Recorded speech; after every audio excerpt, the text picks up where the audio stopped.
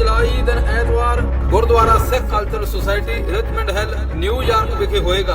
ਪੂਰੇ ਅਮਰੀਕਾ ਅਤੇ ਕੈਨੇਡਾ ਦੇ ਵੱਖ-ਵੱਖ ਸ਼ਹਿਰਾਂ ਤੋਂ ਖਿਡਾਰੀ ਪਹੁੰਚ ਰਹੇ ਹਨ। ਮੁਕਾਬਲੇ ਵਿੱਚ ਭਾਗ ਲੈਣ ਵਾਲੇ ਖਿਡਾਰੀਆਂ ਨੂੰ theyoung.org ਤੇ ਆਨਲਾਈਨ ਰਜਿਸਟ੍ਰੇਸ਼ਨ ਕਰਨੀ ਲਾਜ਼ਮੀ ਹੈ। ਰਜਿਸਟ੍ਰੇਸ਼ਨ ਡੈਡਲਾਈਨ 30 ਜੂਨ ਦੀ ਹੈ। ਸਰਬੱਤ ਸੰਗਤਾਂ ਦੇ ਚਰਨਾਂ ਵਿੱਚ ਬੇਨਤੀ ਹੈ ਕਿ ਗੱਤਕੇ ਮੁਕਾਬਲੇ ਵਿੱਚ ਪਹੁੰਚ ਕੇ ਵੱਧ ਚੜ੍ਹ ਕੇ ਹਾਜ਼ਰੀ ਭਰੋ ਅਤੇ ਖਿਡਾਰੀਆਂ ਦੇ ਜ਼ੋਰ ਵੇਖੋ ਜੀ। ਵਾਹਿਗੁਰੂ ਜੀ ਕਾ ਖਾਲਸਾ, ਵਾਹਿਗੁਰੂ ਜੀ ਕੀ ਫਤਿਹ।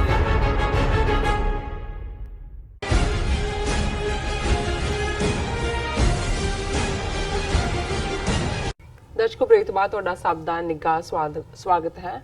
ਜਿਸ ਤਰ੍ਹਾਂ ਕਿ ਅੱਜ ਆਪਾਂ ਜੋ ਅਹਿਮ ਇਸ਼ੂ ਸਨ ਉਹ ਆਪਾਂ ਡਾਕਟਰ ਸਾਹਿਬ ਕੋਲੋਂ ਉਹਨਾਂ ਦੇ ਵਿਚਾਰ ਵੀ ਸੁਣੇ ਨੇ। ਸੋ ਹੁਣ ਆਪਾਂ ਗੱਲਬਾਤ ਕਰਾਂਗੇ ਗੁਰਮਤਿ ਵਿਚਾਰਾਂ ਦੀਆਂ, ਗੁਰਬਾਣੀ ਵਿਚਾਰਾਂ ਦੀਆਂ। ਡਾਕਟਰ ਸਾਹਿਬ ਕੋਲੋਂ ਉਹਨਾਂ ਦੇ ਵਿਚਾਰ ਸੁਣਦੇ ਹਾਂ ਜੀ। ਡਾਕਟਰ ਸਾਹਿਬ, ਕੀ ਕਹਿਣਾ ਚਾਹੋਗੇ? ਦੇਖੋ, ਸ਼ੁੱਕਰਵਾਰ ਦੇ ਪ੍ਰੋਗਰਾਮ 'ਚ ਅਸੀਂ ਗੁਰੂ ਗ੍ਰੰਥ ਸਾਹਿਬ ਦੇ ਅੰਗ 1420 ਦੇ ਉੱਤੇ ਅੰਕਤ, ਹਾਲਾਂਕਿ ਉਸ ਤੋਂ ਪਹਿਲੇ ਅੰਗਾਂ ਦੇ ਵੀ ਹੈ ਜੀ, ਸ਼ਲੋਕ ਵਾਰਾਂ ਤੇ ਵਧੇਕ ਬਾਣੀ। ਇਹ ਉਹ ਸ਼ਲੋਕ ਨੇ ਜਿਹੜੇ ਗੁਰੂ ਗ੍ਰੰਥ ਸਾਹਿਬ ਦੇ ਵਿੱਚ ਹਰ ਸ਼ਲੋਕ, ਪੌੜੀ, ਵਾਰ ਉਹਦਾ ਹਿੱਸਾ ਹੈ। ਜਿਹੜੇ ਉਸ ਤੋਂ ਵਧੇ ਨੇ ਉਹਨੂੰ ਗੁਰੂ ਅਰਜਨ ਸਾਹਿਬ ਨੇ ਇੱਥੇ ਅੰਕਿਤ ਕੀਤਾ। ਬੜੇ ਭਾਵਪੂਰਤ ਨੇ ਔਰ ਕੱਲਾ ਕੱਲਾ ਸ਼ਲੋਕ ਆਪਣੇ ਆਪ ਦੇ ਵਿੱਚ ਜਿਹੜਾ ਸਾਰੇ ਸ਼ਬਦ ਦਾ ਜਿਹੜਾ ਉਹ ਨਿਚੋੜ ਵੀ ਦਿੰਦਾ ਔਰ ਸਹਿਜ ਬੋਲੀ ਦੇ ਵਿੱਚ ਰੂਹਾਨੀ ਜ਼ਿੰਦਗੀ ਦੀ ਜਿਹੜੀ ਹੈ ਉਹ ਦੱਸ ਵੀ ਪਾਉਂਦਾ ਔਰ ਉਸ ਦੀ ਤ੍ਰਿਪਤੀ ਵੀ ਕਰਾਉਂਦਾ। ਔਰ ਇਹ ਅੱਜ ਸ਼ਲੋਕ ਨੰਬਰ 56 ਅਸੀਂ ਵਿਚਾਰ ਅਧੀਨ ਲਿਆਂਦਾ। ਬਾਬੀਹਾ ਤੂੰ ਸਹਿਜ ਬੋਲ, ਸੱਚਾ ਸ਼ਬਦ ਸੁਭਾਏ, ਸਭ ਕਿਛ ਤੇਰਾ ਨਾਲ ਹੈ, ਸਤਿਗੁਰ ਦਿਆ ਦਿਖਾਏ, ਆਪ ਪਛਾਣੈ ਪ੍ਰੀਤਮ ਮਿਲੈ, ਵੁੱਠਾ ਛੈਬਰ ਲਾਏ, ਚਿਮ ਚਿਮ ਅੰਮ੍ਰਿਤ ਬਰਸਦਾ, ਤਿਸਨਾ ਭੁੱਖ ਸਭ ਜਾਏ, ਕੂਕ ਪੁਕਾਰ ਨਾ ਹੋਵੇ, ਜੋਤੀ ਜੋਤ ਮਿਲਾਏ, ਨਾਨਕ ਸੁਖ ਸਵਨ ਸੁਹਾਗਣੀ, ਸੱਚਾ ਨਾਮ ਸਮਾਏ।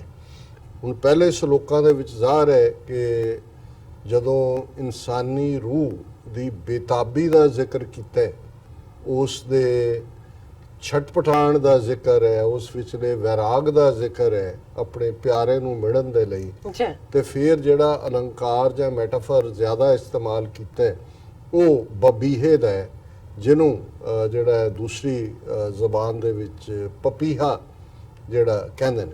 ਹੁਣ ਜ਼ਾਹਰ ਹੈ ਬਬੀਹਾ ਜਿਹੜਾ ਪ੍ਰਿਉ ਪ੍ਰਿਉ ਜਦੋਂ ਬੋਲਦਾ ਹੈ, ਖਾਸ ਤੌਰ 'ਤੇ ਬਰਸਾਤਾਂ ਦੇ ਵਿੱਚ ਮੀਂਹ ਪੈਂਦੇ ਨੇ, ਤੁਸੀਂ ਚਾਰ ਚੁਫੇਰੇ ਆਪਣੇ ਲੈਂਡਸਕੇਪ 'ਚ ਉਸ ਆਵਾਜ਼ ਨੂੰ ਸੁਣ ਸਕਦੇ ਹੋ।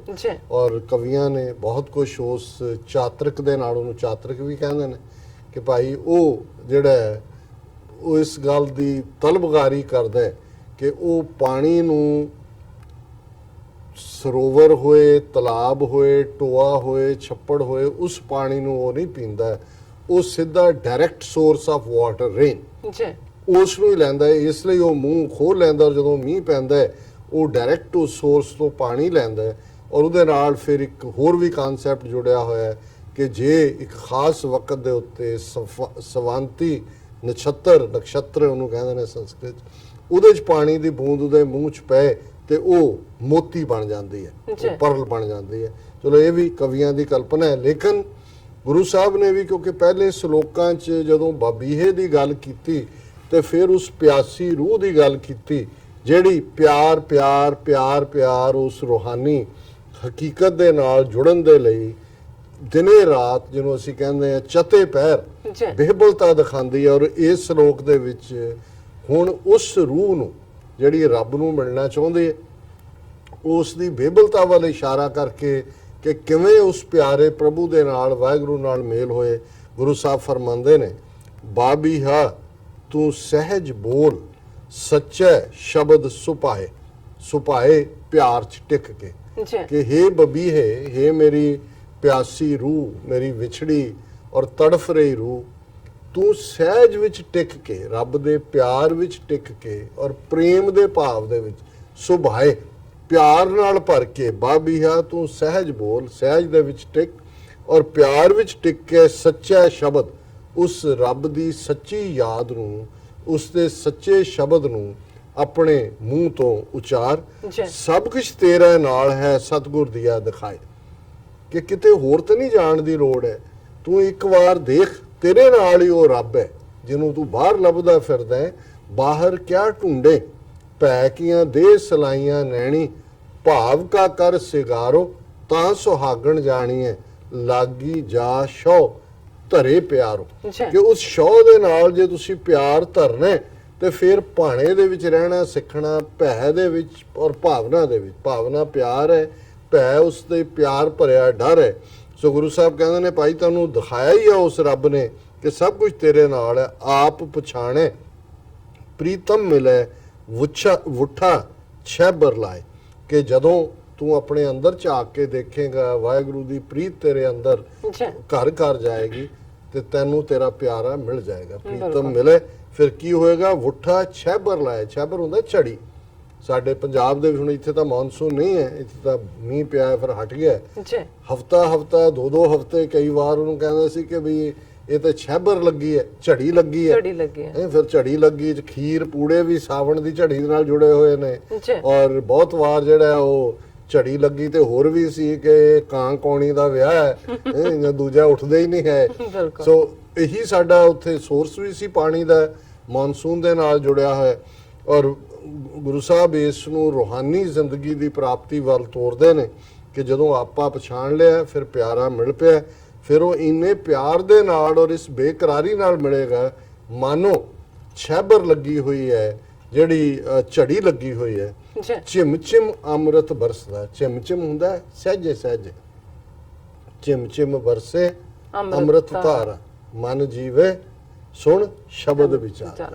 ਹੌਲੀ ਹੌਲੀ ਸਹਿਜੇ ਸਹਿਜੇ ਚਿਮ ਚਿਮ ਅੰਮ੍ਰਿਤ ਬਰਸਦਾ। ਇਹ ਜਿਹੜਾ ਉਸ ਦੇ ਫਿਰ ਪਿਆਰ ਦਾ ਅੰਮ੍ਰਿਤ ਹੈ ਉਹ ਸਹਿਜੇ ਸਹਿਜੇ ਵਰਸਦਾ।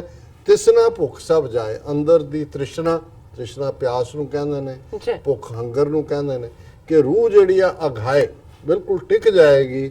ਕੋਈ ਵੀ ਜਿਹੜੀ ਹੈ ਹੋਰ ਪਿਆਸ ਔਰ ਭੁੱਖ ਨਹੀਂ ਰਹੇਗੀ। ਕੂਕ ਪੁਕਾਰ ਨਾ ਹੋਵੇ ਜੋਤੀ ਜੋਤ ਮਿਲਾਏ। ਜਦੋਂ ਤੁਹਾਡੀ ਜੋਤ ਰੱਬ ਦੇ ਨਾਲ ਮਿਲ ਜਾਂਦੀ ਹੈ। ਬਹੁਤ ਵਾਰੀ ਅਸੀਂ ਜੋਤੀ ਜੋਤ ਮਿਲਾਣਾ ਮਰਨ ਤੋਂ ਬਾਅਦ ਹੀ ਸਮਝਦੇ ਹਾਂ। ਇਹ ਜਿਉਂਦਿਆਂ ਦੀ ਗੱਲ ਹੈ ਕਿ ਭਾਈ ਜਦੋਂ ਰੱਬ ਦੇ ਨਾਲ ਤੁਸੀਂ ਇੱਕਮਿਕ ਹੋ ਜਾਂਦੇ ਹੋ, ਜਿਹਨੂੰ ਸਾਡੇ ਲਹਿੰਦੇ ਪੰਜਾਬ ਕਹਿੰਦੇ ਕਿ ਲੌ ਲੱਗ ਗਈ। ਜਦੋਂ ਲੌ ਲੱਗ ਜਾਂਦੀ ਹੈ ਤੁਸੀਂ ਉੱਥੇ ਹੀ ਉਹਦੇ ਨਾਲ ਰਲ ਜਾਂਦੇ ਹੋ। ਤੇ ਫਿਰ ਇਹੀ ਹੈ ਕਿ ਭਾਈ ਅਸਾਂ ਇਸ਼ਕ ਮੁਕਾਮ ਸਾਡਾ ਉਹ ਸਾਨੂੰ ਮਿਲ ਗਿਆ। ਜਿਵੇਂ ਬੁੱਲੇ ਸ਼ਾਹ ਕਹਿੰਦੇ ਨੇ, ਇਹੀ ਕੂਕ ਪੁਕਾਰ ਨਾ ਹੋਵੇ। ਫਿਰ ਮਾਇਆ ਮੋਹ ਦਾ ਰੌਲਾ ਨਹੀਂ ਹੁੰਦਾ ਅੰਦਰ, ਫਿਰ ਕੋਈ ਕਰਬਲ ਨਹੀਂ ਮਚੀ ਹੁੰਦੀ ਕਿ ਇੱਧਰ ਜਾਣਾ ਹੈ ਉੱਧਰ ਜਾਣਾ ਹੈ। ਸਾਡੇ ਤਾਂ ਹੁੰਦਾ ਹੈ ਵੀ ਹੁਣ ਜਿਮ ਚੱਲੇ ਆ, ਹੁਣ ਕੰਮ ਤੇ ਚੱਲੇ ਆ, ਹੁਣ ਖਾਣ ਚੱਲੇ ਆ, ਹੁਣ ਸੌਣ ਚੱਲੇ। ਤੁਸੀਂ 24 ਘੰਟੇ ਦੇਖ ਲਓ, ਨੀਂਦ ਦੇ ਵਿੱਚ ਵੀ ਸੁਪਨਿਆਂ ਦੇ ਵਿੱਚ ਵੀ ਕੁਛ ਨਾ ਕੁਛ ਐਸਾ ਹੀ ਨਜ਼ਰ ਆ ਰਿਹਾ ਹੁੰਦਾ, ਕਿਉਂਕਿ ਸੁਪਨੇ ਉਹ ਜਿਹੇ ਹੁੰਦੇ ਨੇ ਜੋ ਤੁਸੀਂ ਸਾਰਾ ਦਿਨ ਭੱਜ ਦੌੜ ਕਰਦੇ ਹੋ। ਸੋ ਇਹ ਨਹੀਂ ਹੁੰਦਾ ਵੀ ਸਹਿਜੇ ਜਾਗੇ ਸਹਿਜੇ ਸੋਏ, ਕਰਨੇ ਹਾਰ ਕਰੇ ਸੋ ਹੋਏ। ਇਹ ਉਦੋਂ ਹੀ ਹੁੰਦਾ ਜਦੋਂ ਨਾਨਕ ਸੁਖ ਸਵਣ ਸੁਹਾਗਣੀ ਸਾਚੈ ਸੱਚੈ ਨਾਮ ਸਮਾਏ, ਕਿ ਫਿਰ ਅੰਦਰੋਂ ਕੂਕ ਪੁਕਾਰ ਮੁੱਕ ਜਾਂਦੀ ਹੈ ਮਾਇਆ ਮੋਹ ਦੀ।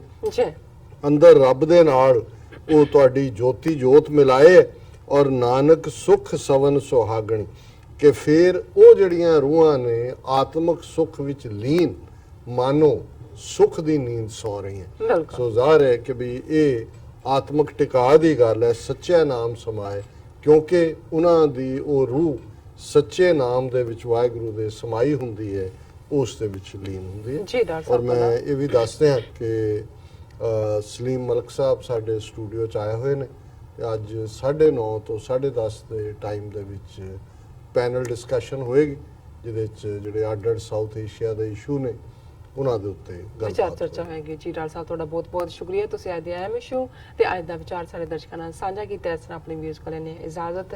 ਵਿਊਅਰਸ, ਸਾਡੇ ਪ੍ਰੋਗਰਾਮ ਦਾ ਸਮਾਂ ਇੱਥੇ ਸਮਾਪਤ ਹੁੰਦਾ ਹੈ। ਤੁਸੀਂ ਆਪਣੀ ਰਾਏ ਤੇ ਸੁਝਾਅ ਸਾਨੂੰ ਭੇਜਣਾ ਭੁੱਲਣਾ ਸਾਡੇ ਇਸ ਪਤੇ ਤੇ sos@tv84.tv ਤੇ ਅਸੀਂ ਆਪਣਾ ਪ੍ਰੋਗਰਾਮ ਲੈ ਕੇ ਫਿਰ ਦੁਬਾਰਾ ਤੁਹਾਡੇ ਸਨਮੁਖ ਹੋਵਾਂਗੇ। ਤਦ ਤੱਕ ਲਈ ਮੈਨੂੰ ਤੇ ਆਪਣਾ ਸਮਾਂ ਗਿਆ ਦੋ ਦੇਖਦੇ ਰਹੋ TV84। ਬੁਲਾ ਦਿਓ ਫਤਿਹ। ਵਾਹਿਗੁਰੂ ਜੀ ਕਾ ਖਾਲਸਾ, ਵਾਹਿਗੁਰੂ ਜੀ ਕੀ ਫਤਿਹ।